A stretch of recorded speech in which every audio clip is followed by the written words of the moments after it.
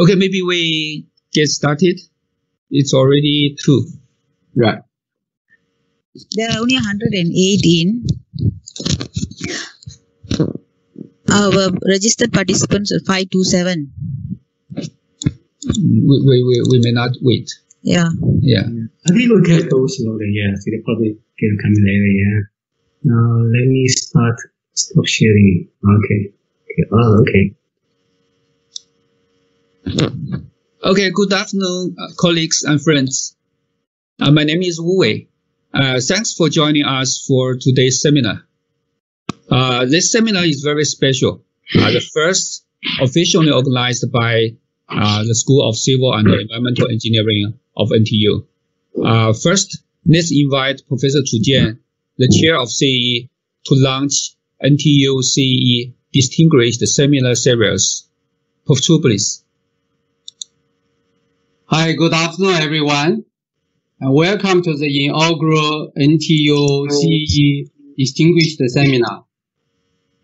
It is the school's tradition for us to invite our visiting professors to conduct research seminars to share the knowledge and the experience with our faculty, researchers, students, as well as the professional community outside of NTU. So we all have benefited tremendously from such activities in the past. Of course, due to COVID-19, so we cannot have any visitors at the moment. And so we started this distinguished seminar series by using the online platform to continue to invite international renowned professors and experts to share with us on topics that we are interested. So I hope you will all continue to benefit from these activities organized by us. If you have any suggestions and feedback on future seminar topics, please let us know. Today, we are very fortunate to have invited Professor Zhao Jian to deliver this inaugural seminar. Professor Zhao is our ex-colleague. He worked for NTU for 15 years before he moved on to Switzerland and now is with Monash at Melbourne. So some of you know him very well. So Professor Zhao is internationally well known for his research on rock mechanics and rock engineering. It is indeed a great privilege to have him to deliver this inaugural seminar. So on behalf of the school, I would like to thank Professor Zhao for his strong and continuing support to us and also to our geotechnical community in Singapore. Enjoy the seminar. Thanks, Prof. Chu. Prof. Zhao, I think now we cannot see your sharing screen.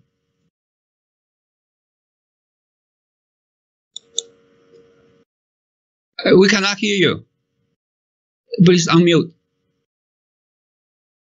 I think I was dropped off somewhere, and then I just come back again. Let me try my share screen now. Yeah, please try again.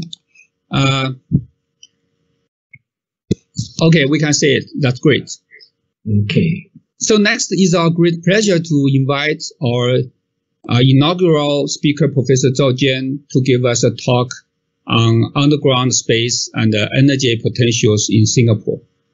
Prof. Zhao is a professor of rock mechanics at Monash University, Australia, a fellow of International Society for Rock Mechanics and Rock Engineering, and the editor-in-chief of International Journal of Rock Mechanics and Mining Sciences. I can tell you a secret. Prof. Zhao started geothermal energy research, the first topic of his talk today, during his PhD over 30 years ago, and started underground space research, the second topic, when he was a professor in NTU about 20 years ago. So today's talk may enlighten us what to do in the next 20, even 30 years. During Prof. Zhao's talk, if you have any questions, Please send me your questions to my email address, because most of the attendees cannot have the access to the chat box. So please send your questions to my email address, and I will put them up after Prof. Zhao's talk. Now, without further ado, we will turn the time over to Prof. Zhao. Okay, thank you. Yeah, I'm trying to manage the new. Good afternoon, and thank you for organizing. It's good to see many old friends and the new friends back here. And as both Dr. Chu and Wu Wei said, that because COVID-19, we're not able to act in Singapore, so I guess this is the best way to have again technical presentation and discussion. And again, good afternoon, and nice to be back on the back in NTU virtually. Now, when I was asked to give a talk at NTU, I was debating myself what to present. And should I talk about the latest dynamic testing facility, the new electromagnetic 3D impact machine, or the development of microwave system for rock breaking, which is funded by JTC and MND. Both something I have been thinking about all the time and hoping to be realized in Singapore. And that is the content I will present today. Something interesting ideas about getting space and energy from underground rocks in Singapore. Now, I have been working in NTU for many years, and also has been a pension band and a lot of visiting professor at NTU I think about 10 years ago. Again, thank NTUC to organize this seminar, inviting me to give this inaugural presentation. I'm indeed honored. And I'm really happy to see many friends here. There are really two parts in the presentation. One is to present a new approach on enhanced geothermal energy system in deep, hot rocks. The second topic is to look at the possibility of building really large caverns in Singapore. For both topics, I will cover the general concepts with the aim to generate some interest, but not to bore you down with too much technical details. And with the COVID-19 still ongoing, I guess we all needed to do something to cheer up. This is the first NTUC seminar series. Let me try to make it interesting and exciting. Now, I would like to make this presentation in memory of Professor Chen Changyin, the founding dean of NTU School of Civil and Environmental Engineering. He's a colleague, a friend, and a gentleman. The two topics are very much connected to him as well. Let me start with the geothermal energy. We all know that the Earth is extremely hot at great depths. At a few 10 kilometers below, rocks are melting to magma. Typically at a few kilometers below, we'll have hot rocks at about 1 to 200 degrees C, and it could be even higher. We also know hot springs. The hot spring water is heated by the rocks below. In fact, hot springs has been used to generate electricity. In New Zealand, 70% or over 1,000 megawatts electricity is from hot spring. And they will have another 1,000 megawatts in the future. The photo below here shows a geothermal power plant in New Zealand. In Iceland, they have more. They have 27% electricity from hot spring, plus 87% house heating. But Most of the world are not as lucky as Iceland or New Zealand. We do not have hot spring everywhere. Yet, the rocks down there are still hot. Now, the image on the right shows the anticipated temperature of rock at the 5 kilometers below in Australia. Now you can see most of Australia are well below 150 degrees, and the large areas are above 230 degrees when you go down to 5 kilometers. Now the black circle in the middle somewhere is the location of a geothermal trial site in Australia. It's called the Cooper Basin. Now, as we mentioned before, I started my PhD actually on this particular topic called hot dry rock geothermal energy. In fact, we've been trying to extract the heat from the hot but the dry rocks at depths since the early 70s. Research and field experiments started in 1974 at the Fountain Hill in New Mexico, USA, and 3 years later at the Los Manoas Quarry in Cornwall, UK.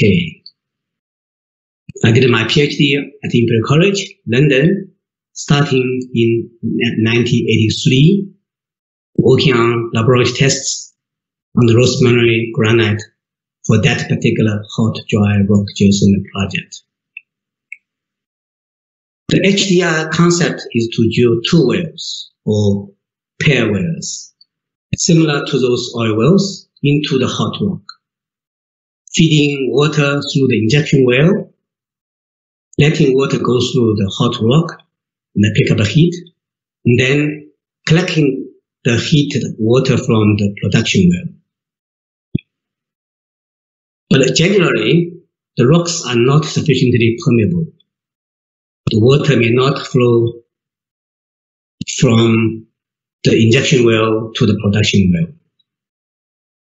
Then we need to create a flow network by opening up the existing joints in the rock mass or by fracturing the rock to create new cracks using typically hydrofracturing. Those methods are shown by the 2 figures on the right. Now, I do not know exactly when the term changed to enhanced geothermal energy. I guess perhaps after the hot rock coffee became popular. We probably do not want people to think the 2 are connected. That reminds me an interesting story about rock mechanics. In 1979, the International Congress of Rock Mechanics was held in Monash in Switzerland. Now those who love jazz would know that Monash is also a place for the annual Monash Jazz Festival, started in 1967. At the Rock Mechanics Congress, there are people coming to the Congress asking if this was a part of the Monash Rock and Roll Jazz Festival. So I'm confused with rocks anyway. This is a real story. I actually went to the Monash Jazz Festival for the rock and roll music when I was at APFL as the main guest, accompanied by the mayor of Monash. I can show you that that is a lot more exciting, but they do rock differently. Now back in geothermal, well, I still like the name hot dry rock geothermal system better. Hot, dry rock. So crystal clear and so straightforward. The current EGS has the same concept, drilling the injection and the production well into the hot rock, creating flow network by hydrofracturing, circulating water to extract the heat, as illustrated by the figure on the left. There are a number of challenges for the EGS. as summarized here. The cost of drilling to great depths, as we know, is increasingly exponential. The EGS with the wells has small heat recovery volumes and factors.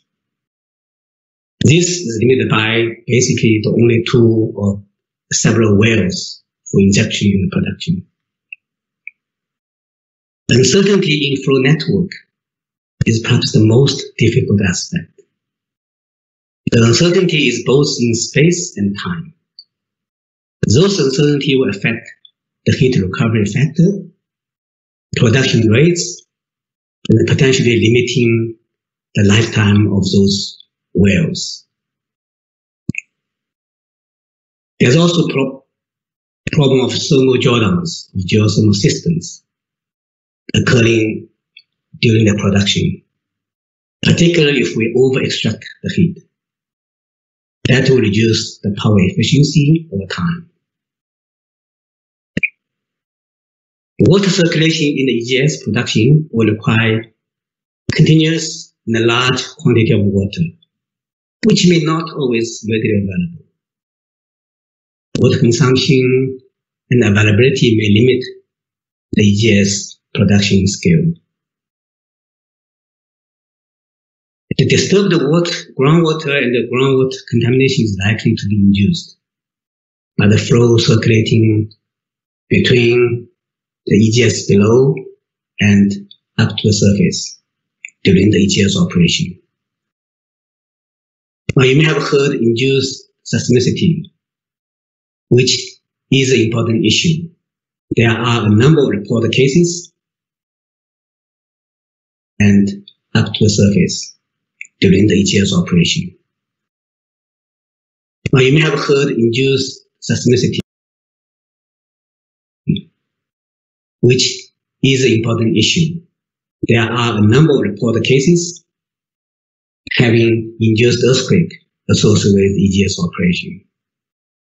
And of course, public concerns are pretty high.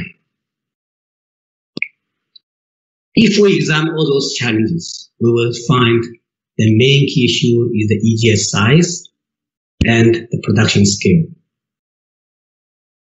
Water consumption and contamination could also be another issue, particularly for water-scarce regions. In Australia, the Cooper Basin EGS geothermal project was stopped. The extracted water had a very high temperature, but the amount was small. So what they conclude that the whole production was not economical.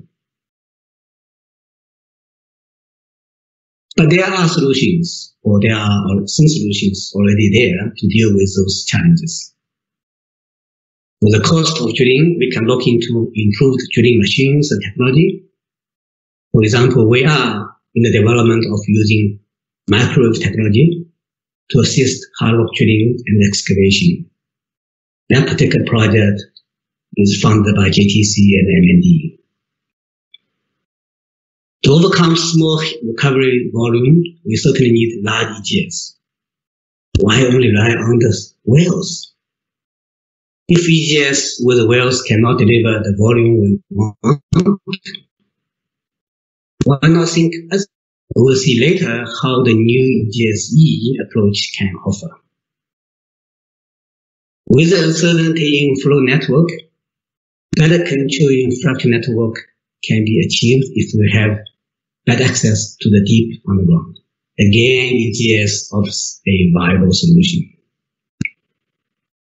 On the concern of geothermal drawdown, again, larger EGS area and a steady production can help to sustain the EGS. The solution to minimize water consumption is to limit water loss in the surface underground water circulation. Limiting such water circulation can also minimize groundwater contamination. Induced seismicity is something we still need to deal. It is something associated with almost all deep underground activities. shale gas, EGS, and underground mining. Our group at Monash is also working with the mining companies to study induced seismicity, mitigation, and management strategies. Again, all solutions are generally pointing to larger EGS volume for optimum production and the minimum water circulation for environmental protection. As promised, here is the EGS-E, the excavation-based enhanced geothermal system.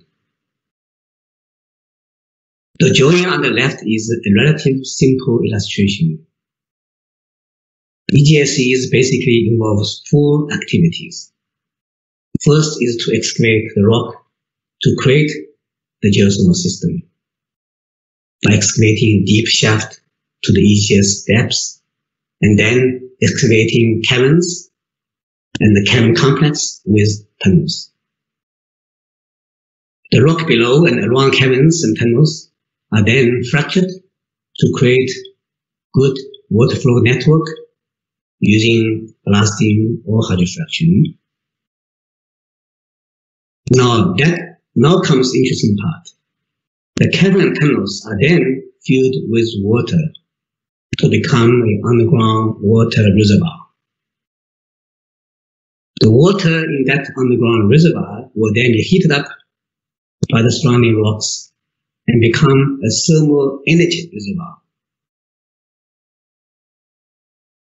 The heat energy in that hot water reservoir can be extracted by independent heat pipes to the power plants.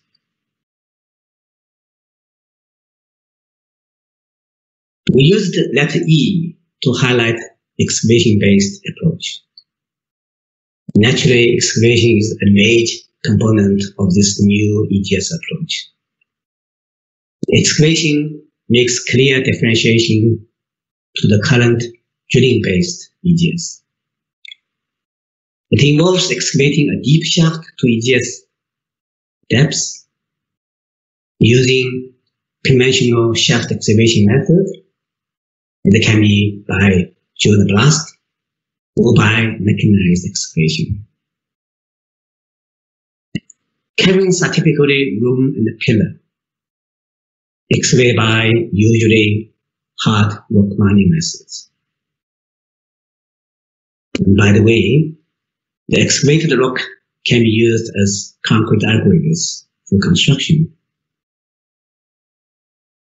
The photo or the image on the right shows a typical round pillar excavation by blasting here.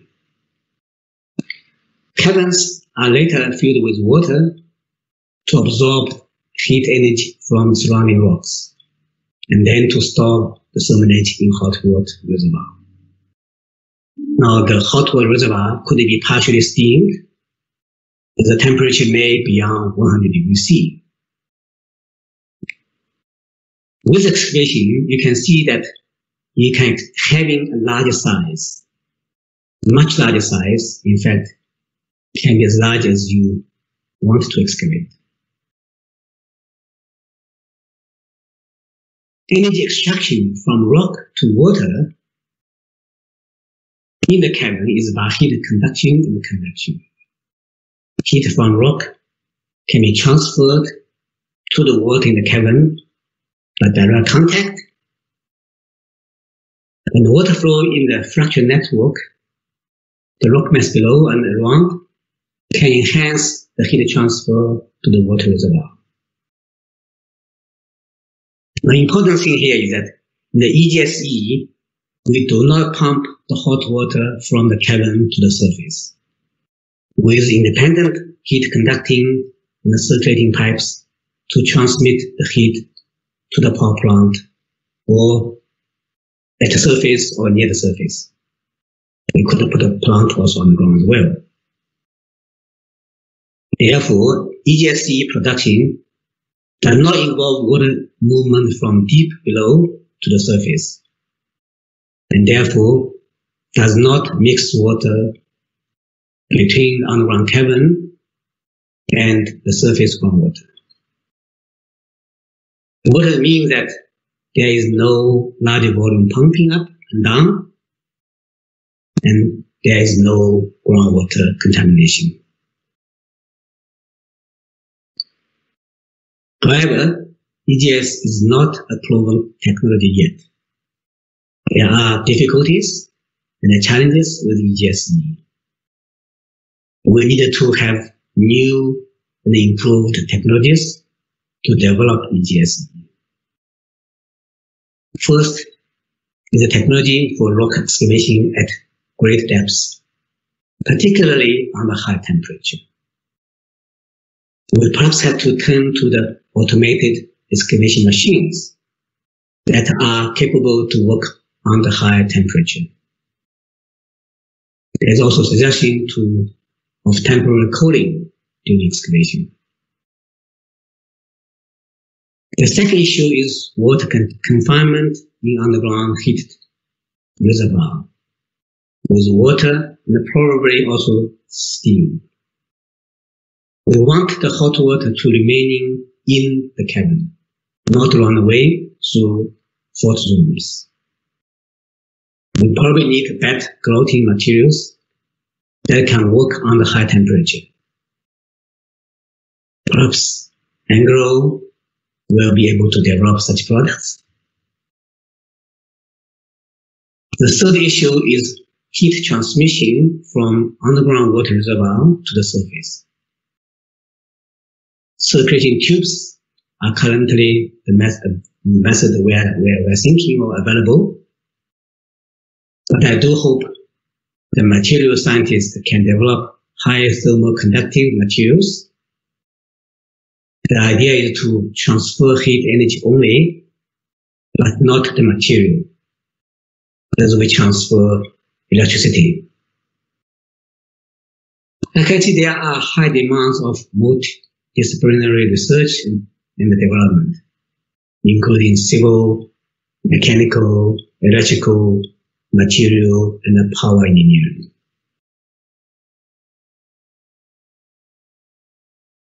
Now let's come to Singapore, whether we can develop deep geothermal energy, and how should we do it.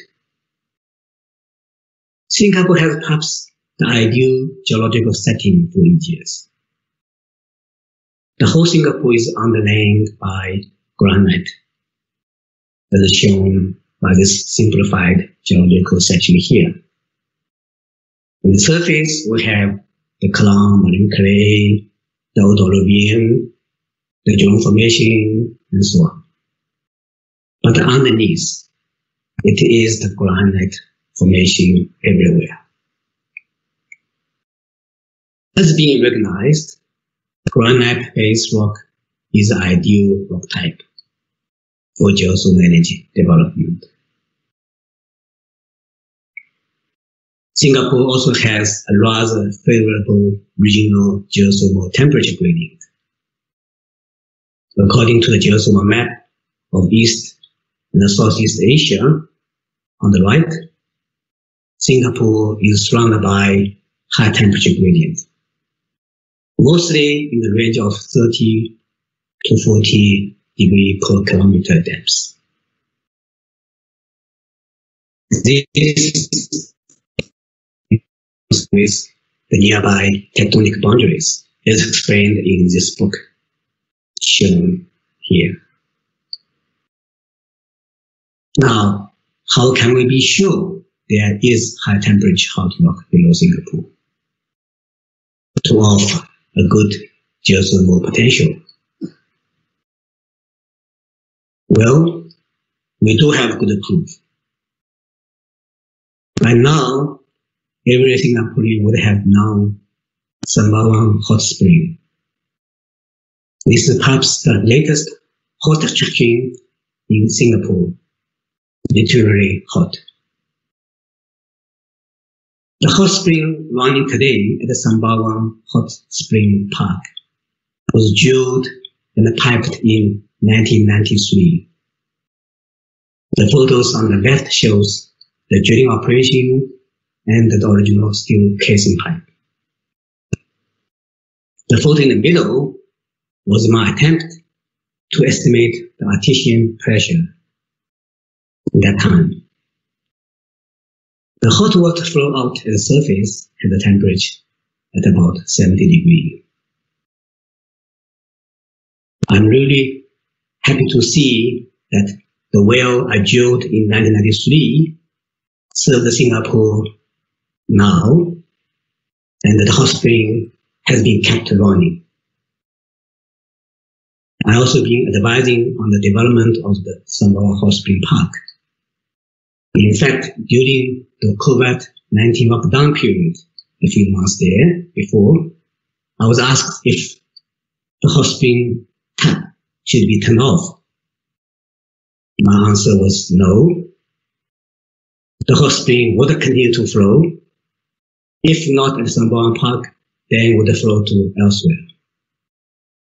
Just keep running, even though there will be nobody being there during the lockdown period.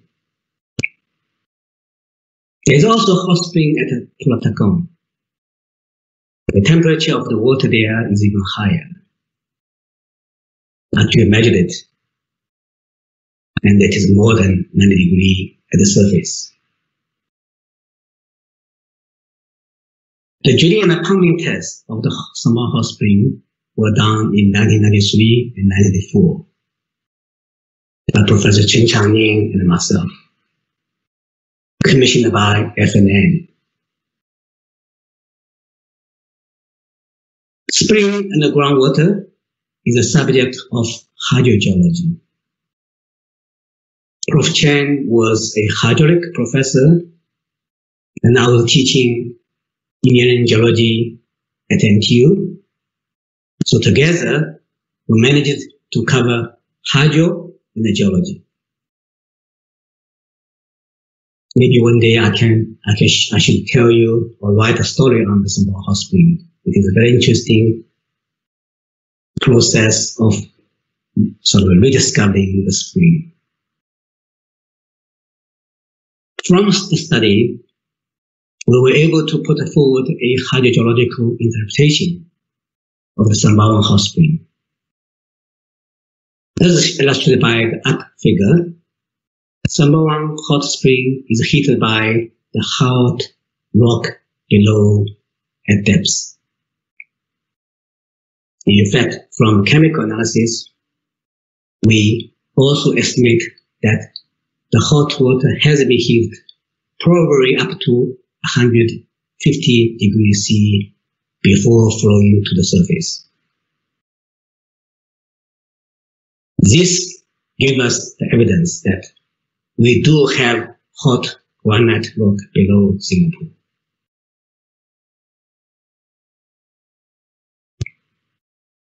To wrap up the first topic, we can conclude that there is great potential of geothermal energy development in Singapore from the deep granite rock.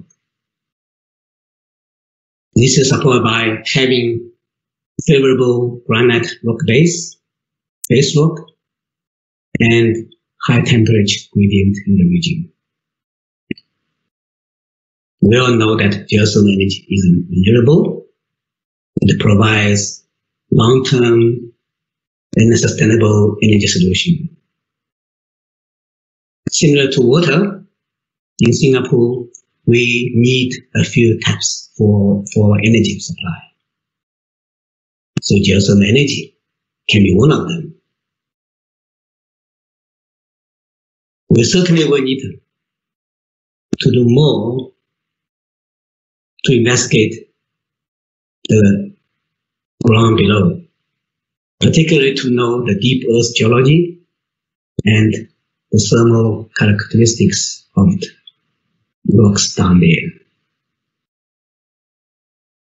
Before the actual full-scale development, I think we needed to start with a pilot EGS plant, probably through international collaboration.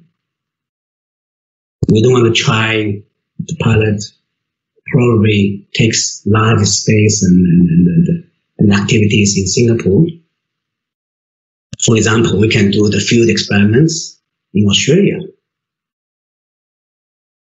As I mentioned before, there is a conventional EGS tried out at Cooper Basin in South Australia, and the site perhaps has already all the infrastructures. In fact, Singapore and Australia just signed, I think on Monday or 2 days ago, agreement to collaborate on the development of new technologies to reduce emissions and renewable energies. Now, I was hoping to have some questions at the end of the first part, but I guess the system doesn't allow us having direct questions. So I will continue with the presentation and then maybe having a question and answer at the end. So now let's move to the second topic, on underground space in the large rock caverns. I think many of you are interested in this topic.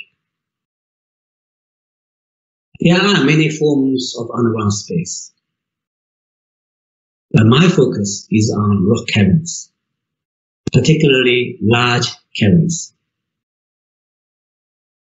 Here are some examples of caverns around the world. On the left, it is underground sewage treatment plant in rock caverns in Finland. Next to it, it is the well-known Gjøvik rock cavern in Norway. It is the largest cavern in the world for public use. The cavern is 61 meters wide, 91 meters long, and was used for the 1994 Winter Olympic ice hockey game. On the upper right, it is a swimming pool cavern in Helsinki, Finland. The lower right is the underground car park for the Sydney Opera House. The ring cavern is built right below the Royal Botanic Garden. It has 14 stories of car parks. So next time you come to Sydney, you can drive to this Opera House and park right next to the Opera House, but you don't see the car park at all from surface.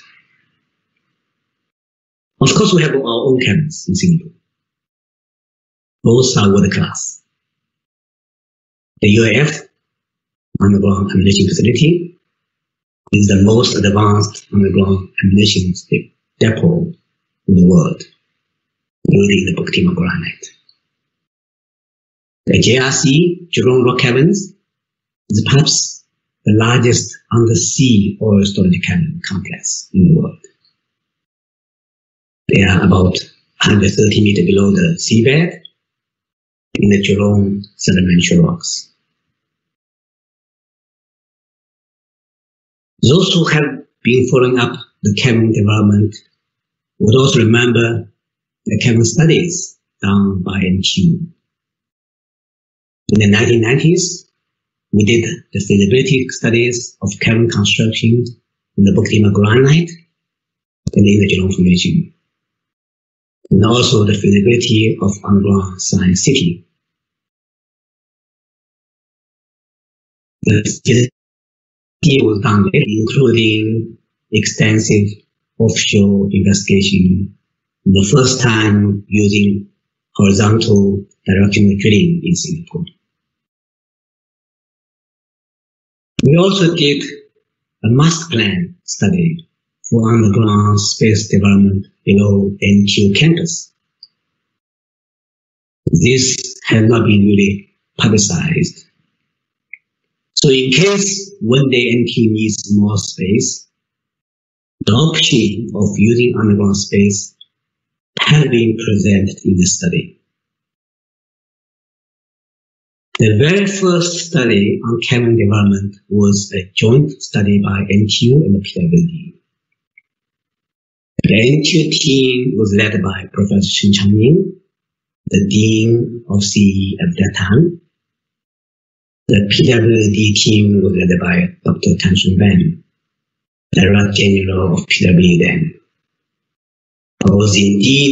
I'm indeed grateful for the opportunity of knowing them and having their guidance and support in my time at NTU. Having done the cabin studies and the cabin constructions, what do we have learned? Specifically on large log cabins. The table here gives a summary of the experiences from the UF cabins in Singapore and the UVic cabins in Norway. That is the largest cabin we mentioned earlier. Cabins usually have arch roofs. With arch roof in granite rock mass, the rock at and above the roof are self-supporting, forming a supporting structure to carry the loads from the ground above. The cabins are in fact very stable. Now you may ask, how stable? To give an example, the span of UF cabin is 30 meters. We have done the monitoring of the cabin roof during excavation. The roof of UF cabin moved only a few millimeters. Millimeters of diffraction over 30 meter span. Now, many of you are perhaps structural engineers. You can tell how strong or how stable those roofs are.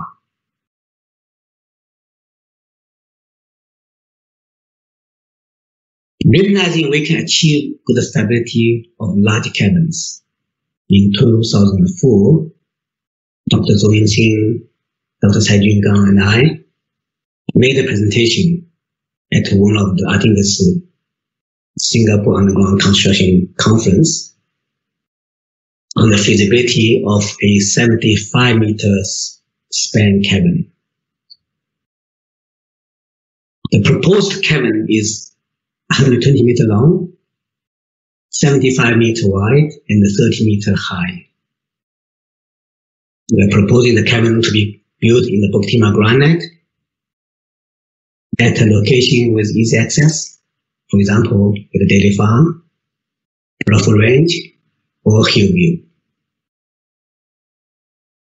The cabin can be used as a stadium.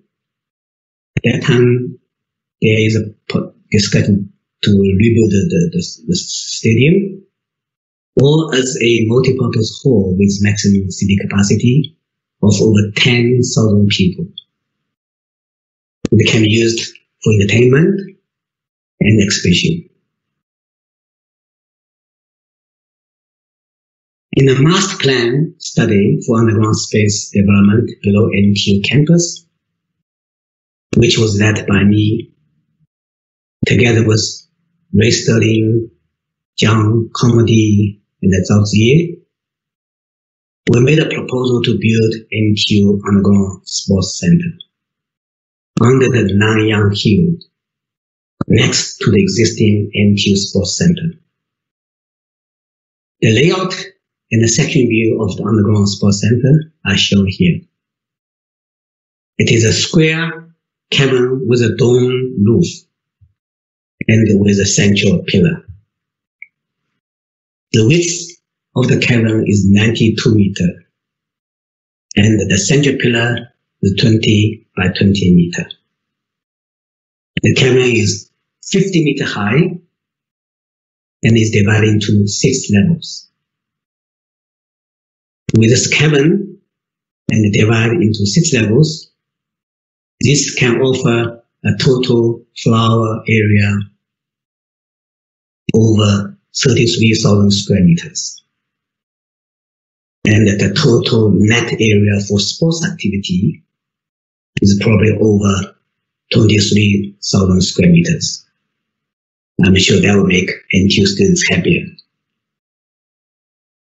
The underground sports center cabin proposed here is in fact in sandstone below the Nanyang Hill.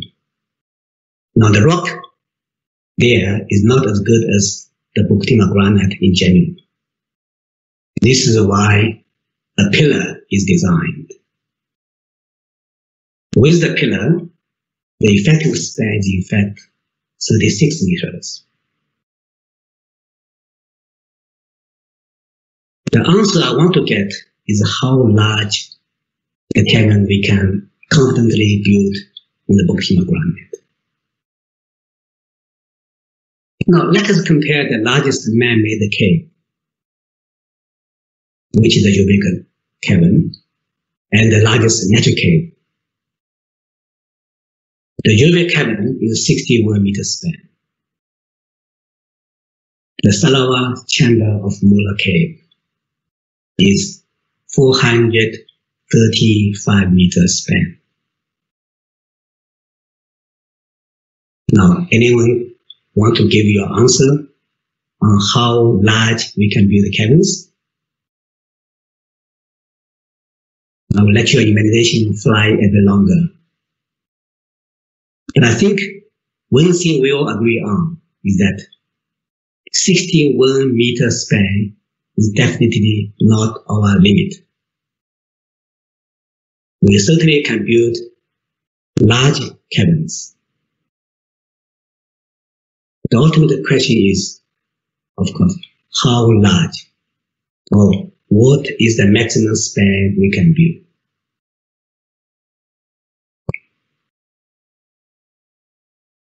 I've been working in NTU, then I worked in Switzerland, where we had the longest tunnel in the world. And after joining Monash in Australia, I've been doing research and teaching related to associated with mining. Underground mining and tunneling are very much the same. In fact, many tunnel engineers come from mining background. Those who knows Terry Hume, who's almost considered as a godfather of tunneling in Singapore, he was a mining graduate at the Royal School Mine in London. So both mining and tunneling, or rock tunneling, deals with rock mechanics, deals with rock stability and failure, but from different angles. Currently, the most effective method for large-scale hard rock mining is by block caving methods. Block caving is actually rely on rock mass collapsing above the designed caving zone. Rock mass caving or collapsing is defined by capability, which is directly related to rock mass quality and the size of the caving zone. The left figure is an illustration of block caving mining. The middle figure shows the mechanics of block caving. It is really collapsing of the cavern. Equivalent, similar. The right figure is the correlation between rock mass quality and dimension. And from all the experiences and the data, and we have noticed there's a clear distinction of caving zone, which is in the red, and stable zone, which is on the top in blue. The stable zone means that the rock mass roof is stable, and for that particular rock mass, and for that particular cave dimension. So if the rock mass is good and the cave size is smaller, and you will be stable. The cave will be stable. Both rock mass classification systems, the Q and IMR, for those who know rock mechanics, you would have known the Q and the IMR. They can be used for caving and stability assessment. The left chart is linking caving dimension to the modified Q, and the right one is linking to the IMR. Caving zone dimensions and stability can be assessed by rock mass quality. With those charts, we can actually predict for given caving zone size with a specific rock mass quality, either in Q or IMR, whether the cave is stable or it will collapse. Alternatively, by knowing the rock mass quality, we can estimate the stable caving dimension factor using the green line, and then estimate the stable cave size based on the area to parameter ratio. That will give us the size of stable rock cavern.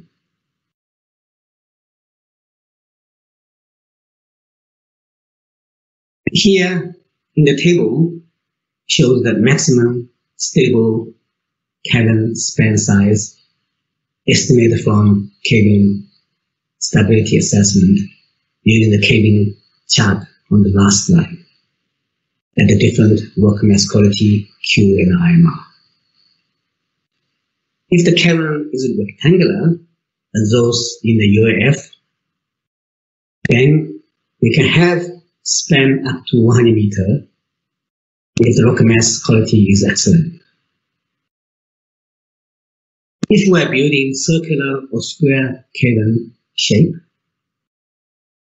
that means the side size, the side lengths are the same on the plan, then we can actually having a width or diameter of the cavern up to 160 meters. Of course, with dome or arch roof. That's exciting, yeah. Now, in 2009 or 8, JTC and MND commissioned a cavern feasibility studies of several industrial applications.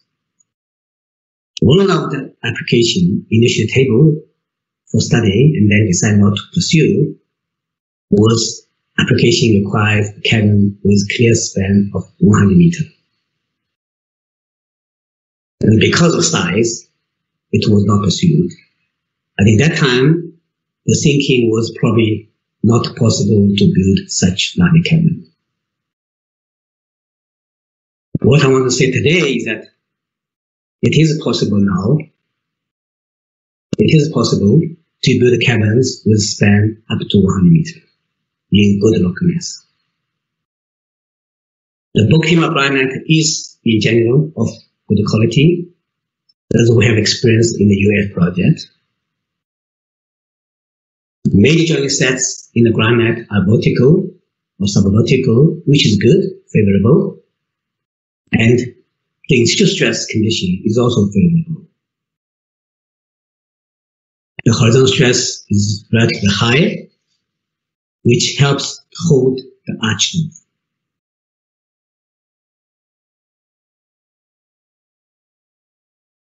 Right, this is the end of my presentation. I've been taking Professor Wang Xing as my mentor for the last 20 years and enjoyed very much visiting him and discussing with him in his Tsinghua home. The EGS concept was initiated during a visit about 4-5 years ago. It was further improved with Professor Tan Chuan. Dr. Zhou Yinxin and Dr. Cai Jingang are the two closest colleagues of my work on rock caverns. The 75-meter span cavern were a shared dream of some 15 years ago. I think we will continue to share a big dream with a bigger cavern. I mentioned quite a lot rock mechanics and rock engineering stuff in the presentation. For those who found rock is exciting, with the real rock, not the music rock, you can now watch video course on rock mechanics and rock engineering. There is a session on rock caverns. The courses are at the website of the International Society for Rock Mechanics and Rock Engineering. Thank you very much for attending the seminar. And again, thank NTUC for organizing the seminar. Stay safe and look forward to being back to NTU or ENTU in Singapore soon. Okay, now I think that's the end, and probably we can have some questions and then from you. Thank you. Thanks, Prof. Zhao. So we will go ahead and take some questions from the audience. So here I got two questions. First is, now our lives is shifting more to automation, and we need more electricity. What do you think Singapore's strategy to store and generate electricity from the utilization of underground space? Well, there are, I think Singapore are doing in the frontier side of looking to the future of electricity. For example, they just have a agreement with Australia to have solar energy produced in Australia and transmitted to Singapore. And so there are sort of plans and actions are moving ahead from Singapore to look at the future need of electricity. As I mentioned earlier, similar to water, we do need a few taps. We should not rely only on one source. We probably should rely on several sources. And at the same time, with the renewable, we probably need to have a storage of energy as well. And therefore, we can also think in using underground caverns for storing energy as well, in compressed air or how to heat the water. So there are options to storing energy in caverns in that form. So energy storage is also another issue we have to consider when we look into renewable as well. Right, thanks. So the second question is, what are the potential risks from geothermal energy production, particularly in Singapore? Because this is new to Singapore. Any potential risks to pollute the water in the shallow depths? Yeah, I think yes, that's what I mentioned. In the conventional current sort of way of EGS, yes, because we are pumping, circulating the water from the surface to the depths, then back again. So we're circulating the water. By circulating water, we are mixing water from below and above and shallow. So that is the one risk of contamination of groundwater. Now, in the EGS-E, as I mentioned earlier, we don't pumping water anymore. We are isolating the water in the cavern as a storage. And we're circulating in a pipe to collecting heat without mixing with surface groundwater. So therefore, there is a limiting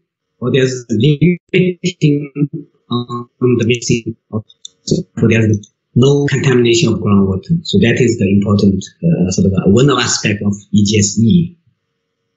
The second issue, or being quite commonly being concerned, is the induced seismicity, the earthquakes, small earthquakes. Now there are reported earthquakes up to probably 4-point-something degrees. Not big ones, but enough to be alerting the people. Now, this is of course due as I mentioned earlier, any deep underground activities, mining, shale gas, they all will induce disturbing the existing stability there, so they will induce earthquakes. But usually, and they are not big, and we are developing, doing research and developing methods try to mitigate and try to manage those earthquakes. Same as in mining. In Australia, the mining also have been inducing earthquakes, particularly the large mines with block caving. So we are working with mining industry as well. So these are the two main risks to me. One is the induced seismicity, one is the groundwater contamination. Right. Thank you, Prof. Zhao. Great. It's just 3 o'clock. So before ending this seminar, let's thank Prof. Zhao again. And thank you, everyone. We appreciate your being here. And thanks again for joining us today. And we will send you the information about our next seminars. See you next time. Thank you. Thank you. Bye, Tantan. Okay, bye-bye.